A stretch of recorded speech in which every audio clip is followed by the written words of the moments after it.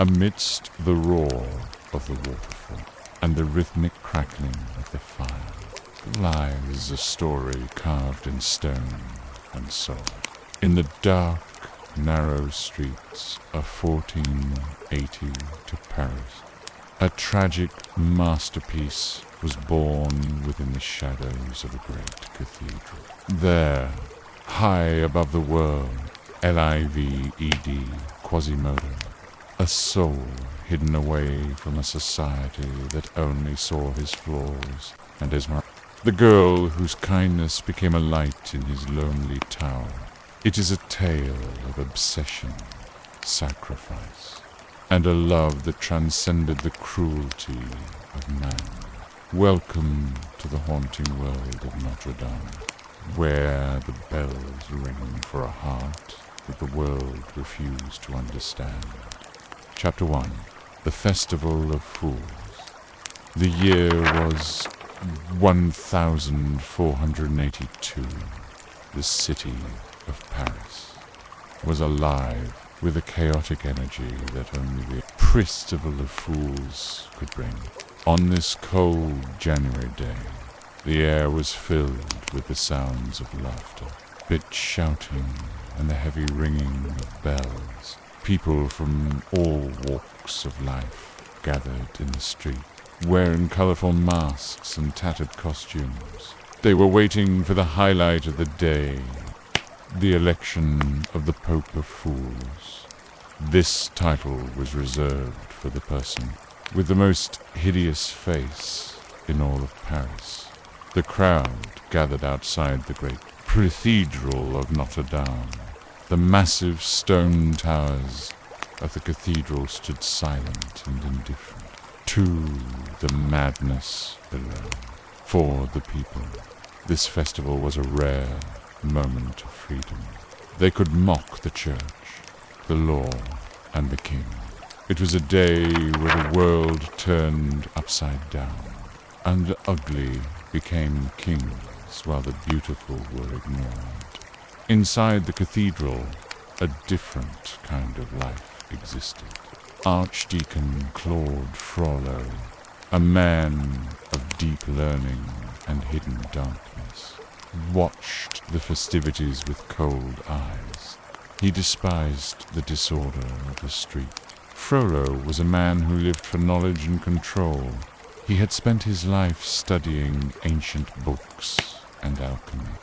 To him, the crowd was nothing more than a mindless beast. Yet his life was tied to the very cathedral that the crowd was now surrounding. The competition for the Pope of Fools began. One by one, men stepped forward, making the most terrifying faces they could manage. The crowd laughed and jeered, looking for a face that was truly monstrous. But then, a figure emerged from the shadows of the cathedral. As he stepped into the light, the laughter suddenly stopped. The silence was heavy and filled with shock. The man did not need to make a face.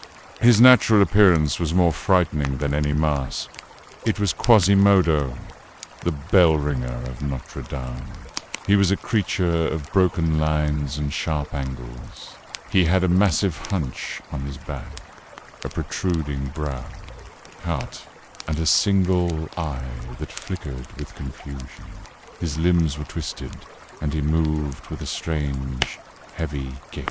He had been abandoned at the cathedral as an infant and raised by the cathedral was his world, and the bells were his only friends. The silence of the crowd soon turned into a roar of cruel delight. They had found their pope. Quasimodo was lifted onto a throne and carried through the streets in a mocking parade. For the first time in his life, he was the center of attention. He did not understand the cruelty behind their cheers. To him, the noise felt like the vibration of his bells. He sat on the throne, crowned with cardboard and draped in a mock robe, as the king of the miserable. While the parade moved away, a young woman appeared in the center of the square. Her name was Esmeralda. She was a gypsy dancer, and when she began to move, the world seemed to change. She danced with a grace that was almost supernatural. Her dark hair flowed like silk, and her eyes sparkled with a wild, untamed spirit. Even the most cynical men stopped to watch her. She was the definition of beauty in a city that, at that moment, was celebrating the ugly. From a high window in the cathedral, Claude Frollo watched her. His heart, which he thought was made of stone, began to burn with a dangerous obsession. He hated her for the desire she woke in him, yet he could not look away. At the same time, Quasimodo, from his throne of mockery, saw her too. For the first time, the bell ringer felt a strange, soft emotion that he could not name. Plis, the fates of the priest, the dancer, and the monster were now irrevocably tied together. The sun began to set over Paris, casting long, bloody shadows across the cobblestones. The festival was reaching its peak, but beneath the celebration, a dark storm was brewing. The streets were filled with thieves, beggars, and soldiers, all moving toward a destiny they did not yet understand. In the heart of it all stood Notre Dame, the silent witness to the tragedy that was about to unfold. Chapter 2. The Night of the Shadows. The night fell heavily over Paris, turning the vibrant streets of the festival into a labyrinth of dangerous shadows. Pierre Grinjoya, a struggling poet and philosopher, found himself wandering aimlessly through the dark alley. He was hungry and penniless. His play had been a failure, and he had nowhere to sleep. As he walked, he noticed a graceful figure moving ahead of him. It was Esmeralda, the gypsy dancer, walking home with her goat. Jolly Grinjoya, having no better plan, decided to follow her, hoping she might lead him to some form of shelter. As they moved deeper into the twisted streets near the Seine, the atmosphere changed. The silence was broken only by the distant sound of the river and the occasional bark of a stray dog. Suddenly, two men stepped out from the darkness. One was a tall, cloaked figure, and the other was a massive, misshapen giant. Grinjoya watched in horror as they lunged at Esmeralda. The giant, whom Gringoire recognized as Quasimodo, grabbed the girl with his powerful arm. She screamed, a sharp sound that pierced the cold night air. Grinjoya tried to intervene, shouting for them to stop. But Quasimodo turned and struck him with a single, backhanded blow. The poet flew through the air and hit the ground hard, his world spinning into darkness. Becloaked figure, who was none other than Claude Frollo, urged Quasimodo to hurry. Frollo's obsession had driven him to this desperate act. He wanted to possess the girl who had stolen his peace of mind. He believed that by hiding her away, he could silence the fire burning in his soul. However, their plan was interrupted by the sound of galloping horses. Pert, a troop of the king's archers, led by the handsome Captain Phoebus de Chatacos, charged into the alley. Hearing the girl's cries, Phoebus drew his sword and confronted the kidnappers. Frollo, fearing for his reputation and his position at the cathedral, fled into the darkness, abandoning his servant. Quasimodo, loyal to a fault, stayed and fought, but he was eventually overpowered by the soldiers and bound in heavy chains. Phoebus turned his attention to the trembling Esmeralda. He spoke to her with a charm that practiced and horror. But to the young girl, he appeared as a knight in shining armor. She looked into his eyes and felt a sudden, overwhelming surge of gratitude and attraction. She thanked him for saving her life, her voice shaking with emotion. Phoebus, ever the fleur, took her hand and promised they would meet again before riding off with his men and their prisoner. Quasimodo, left alone in the street, Grinjoy eventually regained consciousness, disoriented and fearful of the soldiers. He wandered into a part of Paris known as the Court of Miracles. This was the kingdom of the beggars, thieves, and outcasts. It was a place where the blind could suddenly see and the lame could walk. Poor to trick the public, Grinjoy was captured by the beggars and brought before their king. Clopin, the law of the outcasts was simple. If a stranger entered their territory without permission, he must be hanged, just as the rope was being placed around Grinjoy's neck. Clopin offered a final chance for survival. According to their custom, if any woman among them agreed to marry the prisoner, his life would be spared. The crowd of beggars laughed as several old and unattractive women looked Grinjoy over and rejected him. He was on the verge of death when a voice called out, "I will take him." It was Esmeralda. She did not love him, but her heart was too kind to watch a man die for no reason. Clopin agreed, and the two were married in a brief, symbolic ceremony. Later that night, in a small, crumbling room, Esmeralda made it clear to Grinjoy that their marriage was in name only. She gave him some bread and a place to sleep on the floor, but her thoughts were far away, focused on the face of the captain who had saved her. Meanwhile, in the cold dungeons of the city, Quasimodo lay in chains, confused and betrayed by the master he loved. The web of fate was tightening around them all, as the bells of Notre Dame waited for the dawn. Chapter 3. The Pillory and the Drop of Water. The morning sun rose over the place, grey, but it brought no warmth to the stone heart of the city. In the center of the square stood the pillory, a heavy wooden platform designed for public humiliation and pain. Today, the victim was Quasimodo, the bell ringer of Notre Dame, who had spent his life in the shadows of the cathedral, was now exposed to the cruel gaze of the world. Poor. He was bound to a large wheel, his massive chest bared to the cold air and the even colder eyes of the Parisian mob. The judge had been swift and merciless. Since Quasimodo was deaf and had failed to answer the court's questions properly, the judge had increased his sentence out of pure frustration. The punishment was severe, an hour of public whipping, followed by an hour of public exposure.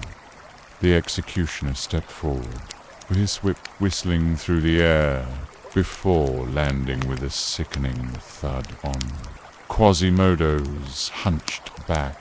Each blow tore through his skin, but the bell ringer remained silent, his single eye fixed on the distant towers of his beloved cathedral.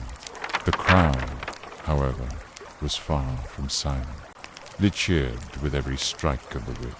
To them, Quasimodo was not a human being. He was a monster, a freak, a creature of bad luck. They threw stones, rotten fruit, and insults at him. The very people who'd crowned him Pope of Fools just the day before were now the ones leading his torment. Quasimodo looked for a familiar face among the sea of angry people. He saw Claude Frollo in the distance, But the priest turned his horse away and disappeared, abandoning his loyal servant in his hour of deepest need. When the whipping finally ended, the wheel was turned, and Quasimodo was left to hang in the midday heat. His body was broken, and his throat was parched from the dust and the pain. He began to groan, a low, guttural sound that slowly formed into a single, desperate word: water. The crowd laughed at his plea. Some mocked him by holding up empty cups, while others shouted that he should drink the blood from his own wounds.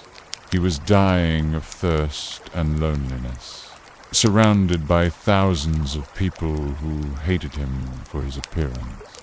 Suddenly, the crowd parted. A young woman stepped forward, her colorful dress contrasting with the grey stone of the square. It was Esmeralda. When Quasimodo saw her approaching, he flinched, expecting her to strike him like the others. After all, he had tried to kidnap her only a few hours before. But Esmeralda did not carry a stone or a whip. She pulled a small canteen of water from her belt and climbed the steps of the pillory. The soldiers tried to stop her, but her determination was so fierce that they stepped back in surprise. She knelt beside the giant and gently placed the canteen to his parched lips. Quasimodo drank greedily, his eye widening in shock. For the first time in his life, he was experiencing human kindness. A single tear rolled down his distorted face, falling into the hand of the girl who had every reason to fear him. The crowd, moved by this sudden act of mercy, fell silent for a brief moment. Even the most cruel among them could not deny the beauty of the scene. The most beautiful woman in Paris showing compassion to its most hideous resident. As Esmeralda descended from the platform, Quasimodo watched her until she disappeared into the narrow streets. His physical pain was still there, but something inside him had changed forever. He was no longer just a servant of the cathedral or a slave to he had found a reason to exist beyond the bells. However, this act of kindness did not go unnoticed by everyone. From the shadows, Frollo watched with a heart full of jealousy and rage. The drama was no longer just about a crime. It was becoming a war for the soul of the city. The hour of his punishment finally came to an end. The guards released his chains, and Quasimodo collapsed onto the wooden planks. He was broken, bleeding, and exhausted, but he was alive. He crawled back toward the cathedral, his only refuge. The bells of Notre Dame began to ring, but to Quasimodo, they sounded different now. They didn't just mark the time. They seemed to echo the kindness of the girl with the water. The seed of a legendary devotion had been planted in the cracks of his broken heart. Chapter 4. The Shadow of Obsession. The beauty of a spring evening in Paris did nothing to calm the soul of Claude Frollo. From the high balconies of Notre Dame, he watched the city below. But his mind was focused on one person only, Esmeralda. His obsession had turned into a spiritual sickness. He was a man of the church, yet he felt a dark, uncontrollable fire in his veins. He spent his nights studying forbidden alchemy, trying to find a cure for his longing. But every page he turned only led him back to the memory of her dancing in the square. He was a prisoner of his own desire, and his hatred for the girl grew alongside his love for her. Meanwhile, Esmeralda was living in a dream. She was deeply in love with Captain Phoebus, the man she believed was her savior. To her, Phoebus was a hero from a fairy tale, with his shining armor and golden hair. She did not see the truth, that Phoebus was a shallow man who saw her only as a temporary conquest. He was already engaged to a wealthy noblewoman named Flordelis, but that did not stop him from seeking a secret meeting with the beautiful gypsy girl. He arranged to meet her at a secluded house near the river, promising her words of love that he did not truly mean. Frollo, driven by a desperate need to know her every move, began to spy on the captain. He followed Phoebus through the dark streets, hidden under a thick black cloak. When he discovered the planned meeting, his heart was filled with a murderous jealousy. He approached Phoebus in the shadows and offered him money to allow him to witness the encounter from a hidden spot. Phoebus, greedy and amused by the mysterious stranger's request, agreed. He led Frollo to the room and hid him behind a heavy curtain, laughing at the thought of the old man watching his romantic triumph. The room was small and dimly lit by a single candle. When Esmeralda arrived, she threw herself into Phoebus's arms, her heart overflowing with joy. She spoke of her devotion and her dreams of a life together. Phoebus responded with practiced light, his eyes reflecting only the candlelight and his own vanity. Behind the curtain, Frollo watched every movement, every smile, and every touch. Each word of affection from Esmeralda was like a knife in his chest. He could not bear to see the woman. He worshipped in the arms of a man as worthless as Phoebus. As the moment of intimacy grew closer, Frollo's self-control finally shattered. The priest within him died, and the monster took over. He burst from behind the curtain, a dagger gleaming in his hand. Before the lovers could react, Frollo plunged the blade into Phoebus's back. The captain fell to the floor with a heavy thud, his blood staining the wooden planks. Esmeralda screamed in terror, the world spinning around her as she saw the hooded figure standing over the body of her beloved. But she fainted from the shock, falling into a deep, merciful darkness. Frollo did not stay to help her. He fled through the window and vanished into the cold waters of the Seine, leaving the dagger behind. When the guards arrived a few moments later, they found a gruesome scene. A dying officer, a blood-stained knife, and a young gypsy girl standing over the body. To the soldiers, the conclusion was simple and obvious. They believed that Esmeralda was a witch who had used her dark magic to lure the captain and murder him. She was arrested immediately and dragged away to the deepest dungeons of the Palais de Justice. In the cold, damp cell, Esmeralda woke up to a nightmare. She was accused of murder and witchcraft, two crimes that carried the penalty of death. She cried out for Phoebus, not knowing if he was alive or dead. She was alone, surrounded by walls of stone that seemed to mock her misery. Above her, in the towers of the cathedral, the bells were silent. Quasimodo, hearing the news of her arrest, felt a pain that was greater than any whip could inflict. He knew she was innocent, but he was just a bell ringer, and the world was ruled by men like Frollo. The trial was set to begin the following morning. The city was already whispering about the gypsy witch and her crimes. Frollo, back in his cold room at Notre Dame, sat in the dark, his hands still shaking. He had tried to kill his rival, but in doing so, He had doomed the woman he loved. Yet a part of him felt a twisted sense of satisfaction. If he could not have her, then no one would. He would watch her die, or he would force her to choose him over the gallows. The trap was set, and the tragedy of Notre Dame was reaching its point of no return. Chapter 5. The Trial and the Iron Boot.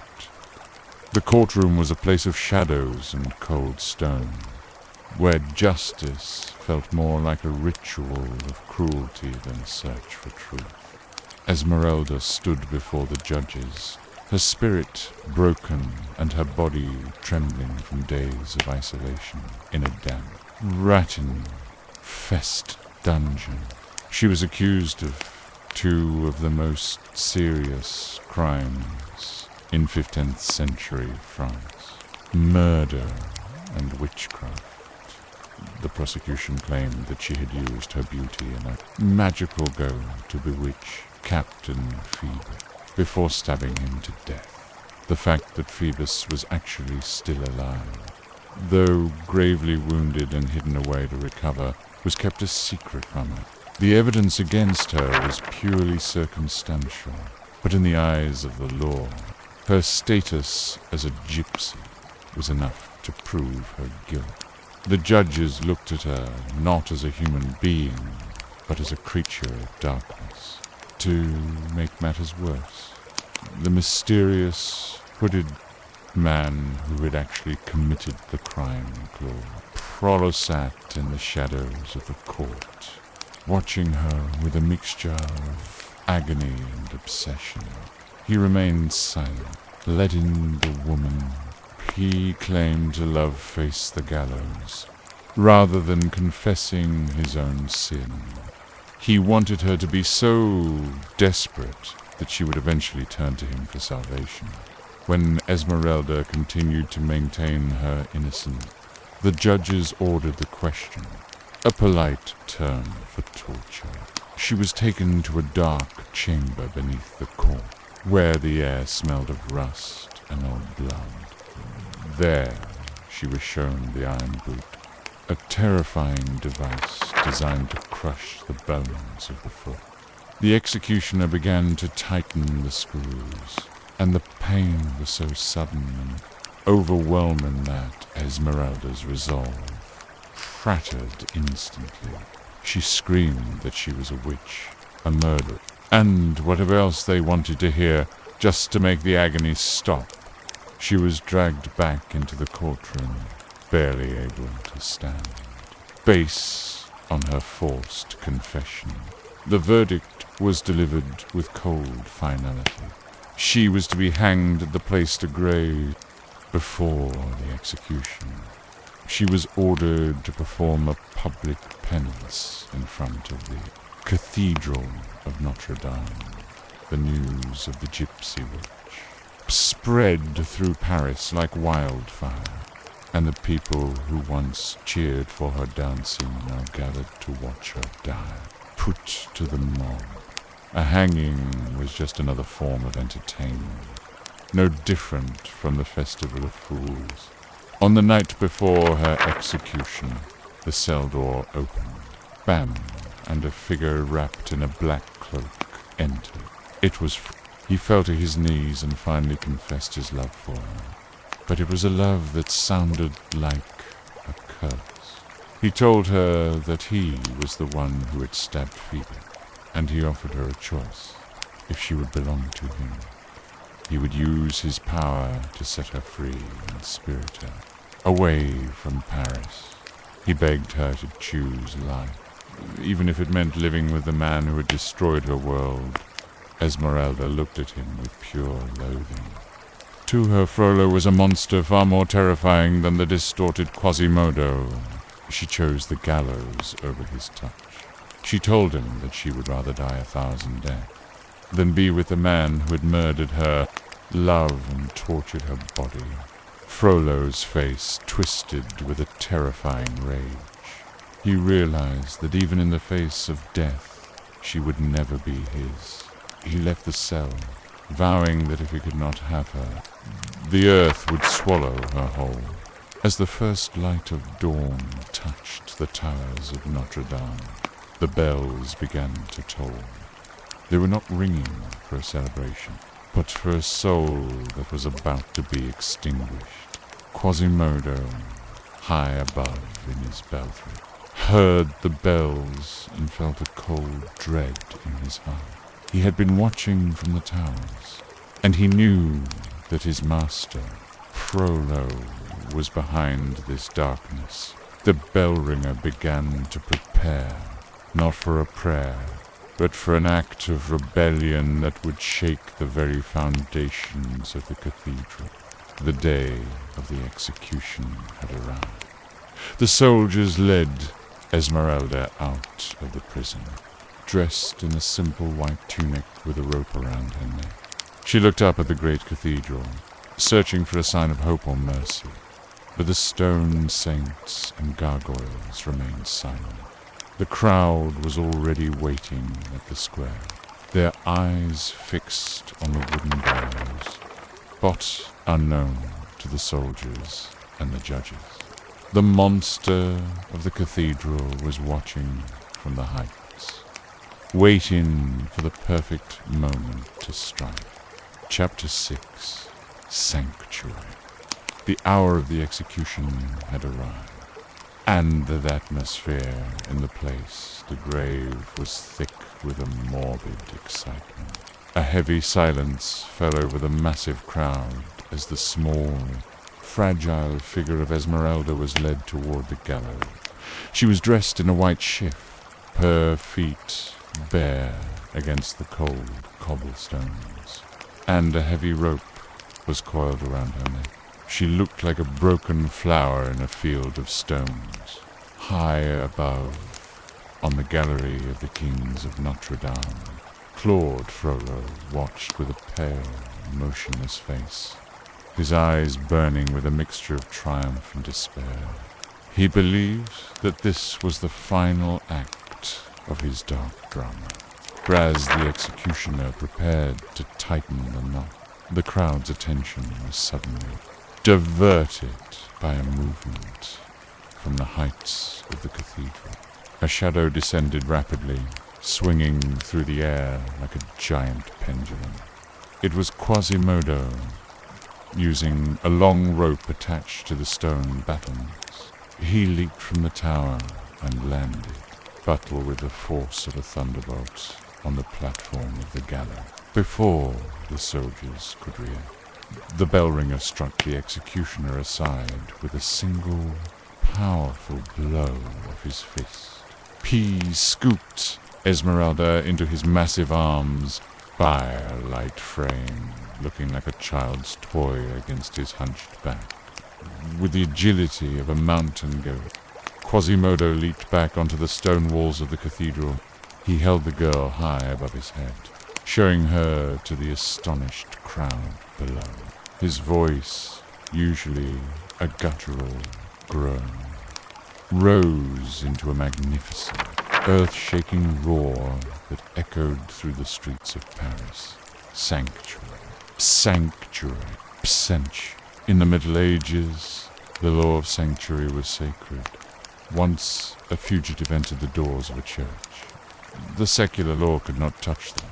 The soldiers froze, and the judges watched in impotent rage as the monster they had mocked claimed a victory over their justice. The crowd, ever-changing in its emotions, was suddenly moved by this act of incredible bravery. Taboos and jeers turned into a deafening cheer of approval. Sanctuary! The people shouted back, their voices rising like a wave against the stone wall.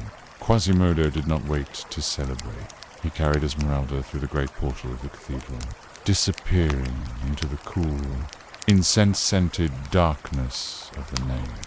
He knew that while she was safe for the moment, the walls of the church were now her only world, and he was her only protector. He led her up the winding, narrow stairs to a small, bee-hidden room high in the tower, far above the reach of the king's guard. He had prepared a simple bed of hay and brought her water and food. Esmeralda, still dazed and trembling from the near-death experience, looked at the man she had once feared. She saw the distortions of his face, but for the first time, she truly saw the beauty of his soul. Quasimodo, sensing her fear, kept his distance. He knew his appearance was painful to her eyes, so he communicated through small gestures of kindness, leaving her alone to recover. From his hiding place, Quasimodo watched over her like a faithful dog.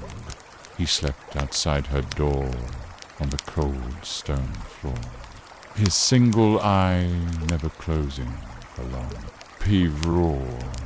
He brought her flowers that grew in the crevices of the cathedral walls, and a small whistle so she could call him. If she ever felt in danger, he was a creature of the bells and the stones.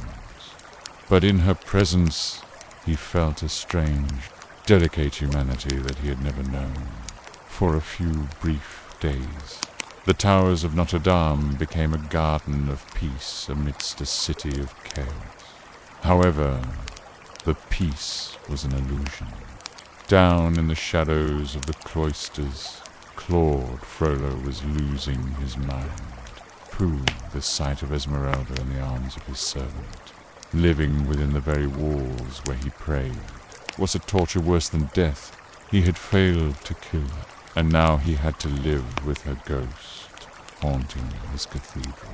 His love had fully rotted into a poisonous mass. He began to plod a way to bypass the law of sanctuary, even if it meant turning the city into a battlefield, or burning the cathedral to the ground. As the bells of Notre Dame tolled for the evening prayer, their sound was heavy with a new kind of tension. To Esmeralda, they were the sounds of safety. To Quasimodo, they were the music of his devotion. But to Frollo, they were a countdown to destruction. The sanctuary was not a prison, but a fortress, and the world outside was gathering its strength for an assault. The tragedy was far from over. It had merely found a temporary resting place among the gargoyles and the stars. Chapter 7. The Beauty and the Bell Ringer. Inside the high towers of Notre Dame, time seemed to stand still. For Esmeralda, the cathedral was no longer a cold monument of stone, but a fortress of mercy. She lived in a small cell tucked away near the belfry, where the air was filled with the rhythmic humming of the wind. Quasimodo became her silent guardian, a shadow that moved with surprising grace through the labyrinth of stairs and balconies. He brought her fresh fruit, bread, and even a soft mattress he had stolen from his own quarters. He spoke very little, knowing that his voice was as harsh as the grinding of stones, but his actions spoke of a devotion that was absolute and pure. Initially, Esmeralda struggled to look at him without flinching. The memory of the night he had tried to kidnap her was still fresh, and his physical distortions were overwhelming. But as the days passed, she began to notice the tenderness in his single eye. She realized that this monster was the only being in Paris who asked for nothing in return for his love. One afternoon, she gathered her courage and reached out to touch his hand. Quasimodo trembled at her touch, a tear tracing a path down his weathered cheek. In that moment, a bridge was built between the most beautiful woman and the most rejected man in the city. Quasimodo, in his simple honesty, showed her the world from his perspective. He took her to the hidden galleries where the gargoyles kept watch over the city. He explained through signs and broken words that the statues were his friends and the bells were his sisters. He told her that he was deaf to the voices of men, but he could hear the music of the cathedral's heart. Esmeralda, who had always lived a life of movement and dance, found a strange peace in his stillness. She began to sing to him, and though he could not hear the notes, he could feel the vibrations in the air. And it was the most beautiful thing he had ever experienced. However, this island of peace was surrounded by a sea of storm clouds. Claude Frollo was descending into a state of total madness. He could not eat or sleep, haunted by the knowledge that Esmeralda was just a few hundred feet above him. He would often wander the corridors at night, his face pale and his eyes sunken. One night, driven by a feverish impulse, he used his master key to enter the secret staircase leading to her cell. He moved like a ghost, his heart thumping against his ribs with a mixture of terror and desire. He entered her room while she was sleeping. The moonlight fell across her face, making her look like a saint in a painting. Frollo knelt by her bed, his breath coming in ragged gasps. When Esmeralda woke and saw the dark figure of the priest hovering over her, she let out a scream of pure horror. She did not see a man of God. She saw the devil who had sent her to the gallows. Frollo tried to grab her, begging her to pity him, to love him, or even to kill him, as long as she acknowledged the fire he felt for her. "I love you," he cried, but the words sounded like a threat. Before he could do her any harm, a massive hand gripped his shoulder and flung him across the room like a rag doll. It was Quasimodo. He had been sleeping outside the door and had heard the struggle. In the darkness, the bell ringer did not initially recognize his master. He raised his heavy silver whistle, ready to strike the intruder. When the moonlight revealed Frollo's face, Quasimodo froze. His loyalty to the man who had raised him clashed with his instinct to protect the woman he loved. Frollo, humiliated and trembling with rage, crawled out of the room, casting a look of murderous hatred at them both. From that night on, the tension within the cathedral became unbearable. Frollo realized that he could no longer control Quasimodo, and he could never win Esmeralda. He decided that if the law of sanctuary protected her from the king's soldiers, he would find another way to destroy her. He began to communicate with the underworld of Paris, the beggars and thieves of the Court of Miracles. He planned to incite them to attack the cathedral under the guise of saving their sister Esmeralda, knowing that such a riot would give him the opportunity to spirit her away, or leave her to the mercy of the mob. As the sun set over the Seine, casting a blood-red glow over the stone towers, the atmosphere in Paris was electric. The beggars were sharpening their rusty swords, the soldiers were preparing their cannons, and inside the belfry Quasimodo sat alone, sensing the approaching danger. He looked at the massive bells he loved so much and knew that soon they would not ring for prayer, but for war. The sanctuary was about to become a battlefield, and the destiny of the Hunchback was approaching its final, tragic crescendo. Chapter 8. The Siege of Notre Dame. The night was thick with a heavy, suffocating silence, until a low rumble began to echo. From the direction of the Court of Miracles, thousands of shadows moved through the narrow streets, armed with rusty scythes, heavy hammers, and torches. that flickered like angry stars. It was the army of the outcasts, led by Clopin Truitt. They had been told that the king's soldiers intended to bypass the law of sanctuary and hang Esmeralda that very night. Driven by a misplaced sense of justice and the secret manipulations of they marched toward the cathedral to rescue their sister. Higher above, Quasimodo watched the approaching tide of people with growing alarm. From his height, he could not hear their cries or understand their intentions. To him, they were not rescuers. They were a violent mob coming to take Esmeralda back to the gallows. His instinct was simple and fierce. Protect the girl at any cost. He began to bar the great doors of the cathedral with massive beams of oak, turning the house of God into a fortress. His heart pounded like one of his heavy bells as he prepared to face an entire army alone. The attack began with a roar.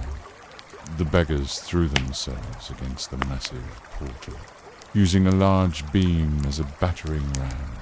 The sound of wood splintering echoed through the hollow nave. Quasimodo realized that the doors would not hold forever. He climbed to the high gallery, where a large pile of construction materials, bricks and heavy timber had been left by workmen. With a strength that seemed supernatural, he began to rain these objects down upon the attackers. Huge stones crushed those below, but the mob was desperate and continued their assault. As the situation grew more desperate, Quasimodo turned to a more terrifying weapon. He had noticed two massive lead gutters shaped by gargoyles that drained water from the roof. He started a fire beneath, a large cauldron of lead and oil that had been used for repairs. When the metal was molten and glowing with a hellish heat, he tipped the cauldron. Streams of liquid fire poured through the mouths of the stone gargoyles, falling like a golden curtain of death upon the crowd below. The screams of the dying filled the square, and for a moment the mob retreated in terror from the monster who commanded the fire. While the battle raged at the front, a secret betrayal was unfolding at the back. Claude Frollo, disguised and hidden, had used the chaos to lead the poet Grimshaw into the cathedral through a side entrance. They reached Esmeralda's cell while she was paralyzed. With fear from the noise of the battle, Frollo convinced her that the only way to survive the mob was to flee with them. Terrified and confused, she followed them down the secret stairs and out to a small boat waiting on the Seine. She did not realize that she was escaping a mob of friends only, to fall into the hands of her greatest enemy. Meanwhile, King Louis XI, hearing of the riot at the cathedral, believed the people were rebelling against his authority. He ordered his professional soldiers and archers to march far Notre Dame and clear the square. The arrival of the king's troops turned the rescue into a massacre. The beggars, trapped between the rain of stones from Quasimodo and the swords of the soldiers, were cut down by the hunger. Clopin fell in the front lines, and the square of Notre Dame became a graveyard soaked in blood and lit by the glow of the dying fires. Quasimodo, believing he had successfully defended the cathedral, ran back to Esmeralda's cell to bring her the news of his victory. His joy was he found the room empty, the door swinging on its hinges. He searched every corner of the belfry, call in her name in his broken, guttural voice, but there was no answer. He realized with a crushing horror that while he was fighting the world for her, she had been taken from under his very nose. His victory turned into ashes, and his heart felt as cold as the stone saints surrounding him. He climbed to the highest point of the tower, his single eye searching the dark streets and the river below. In the distance, he saw a small boat moving away from the shore, disappearing into the mist.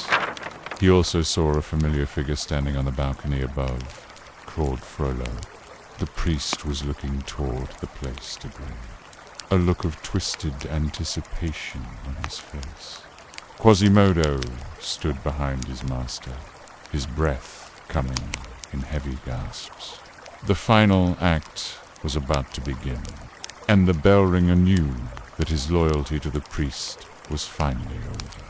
Chapter 9. The Choice of the Gallows. The small boat touched the far bank of the Seine in the dead of night.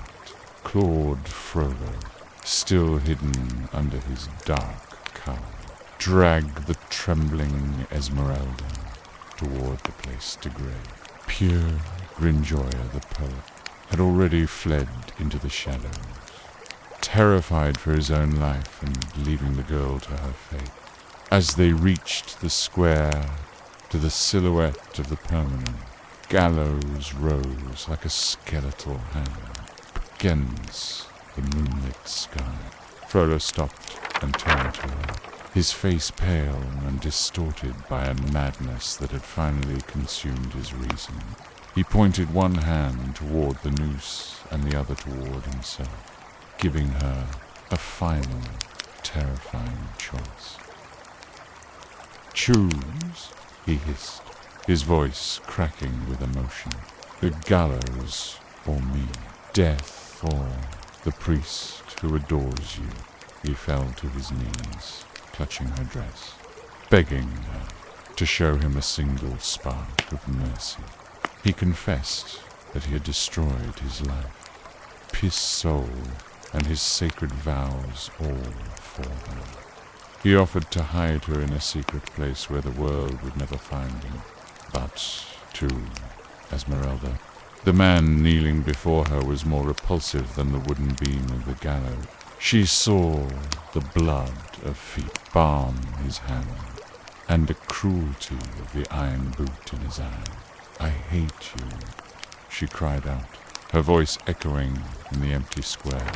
"You are a murderer and a monster.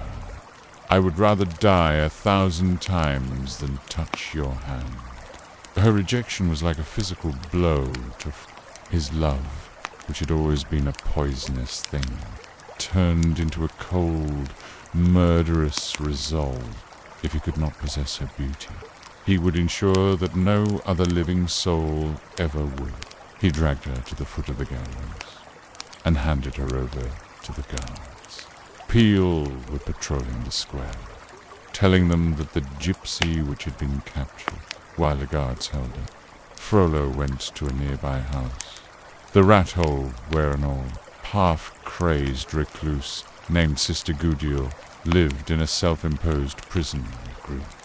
For 15 years, this woman had hated the gypsies because she believed they had stolen her infant daughter. Frollo shoved Esmeralda into the woman's cell, telling the recluse to hold her until the executioners arrived. He hoped that the woman's hatred would break Esmeralda's spirit in her final moment. But as the old woman looked at the girl, she noticed a small silken shoe around Esmeralda's neck, a charm the girl had kept since she was a baby. In a moment of staggering revelation, the old recluse pulled out an identical shoe she had kept for 15 years. The gypsy girl was not a gypsy at all. She was the stolen daughter the woman had spent her life mourning. The hatred turned into a desperate, sobbing love. The mother tried to hide her daughter within the cell, pleading with the soldiers when they arrived to take her. She fought with the strength of a lioness, clawing at the guards and the stone walls. But she was old and weak. The soldiers tore Esmeralda away, and in the struggle the mother fell, pitting her head against the stones and dying. In the very moment she had found her child, the sun began to rise over Paris, marking the beginning of the final execution.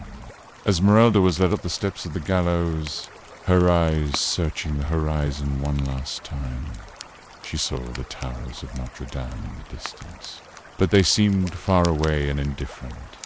There was no Quasimodo to swing from the heights this time, and no miracle to save her. The rope was placed around her neck, and as the executioner performed his grim duty, she felt a sudden, sharp stillness. The girl who had danced like a flame in the streets of Paris was gone, leaving only a shadow against the morning sky. High above, on the balcony of Notre Dame, Claude Frollo stood watching the scene. He did not move. He did not cry. He simply watched with a cold, triumphant smile. He believed he had finally won. He had silenced the voice that had tempted him, and destroyed the beauty that had haunted him. He felt like a god standing over a world of ruins. He did not hear the heavy, uneven footsteps behind him. He did not sense the presence of the one creature who had truly loved. The girl he had just murdered. Quasimodo stood behind his master, his single eye fixed on the distant gallows where Esmeralda's body swung in the wind. The bell ringer's heart, which had been full of a simple, honest devotion, finally shattered into 1,000 pieces of grief and rage. He looked at the priest, the man who had given him a home, but who had also taken away his only reason for living. In that moment, the bond of years was broken. The tragedy was no longer about the law or the church. It was about a debt of blood that had to be paid on the very edge of the abyss. Chapter 10. The Marriage of Quasimodo. High upon the stone balcony of Notre Dame, a terrifying silence hung between the master and his servant. Claude Frollo remained motionless, his eyes locked on the distant square, where Esmeralda's body was a mere speck against the horizon. He let out a low, chill-in-laughter sound that contained all the madness and malice of his wasted life. Quasimodo, standing just steps behind him, followed his gaze. In that moment, the hunchback's world collapsed. He saw the girl he worshipped dead, and he saw the man he had called father smiling at the sight.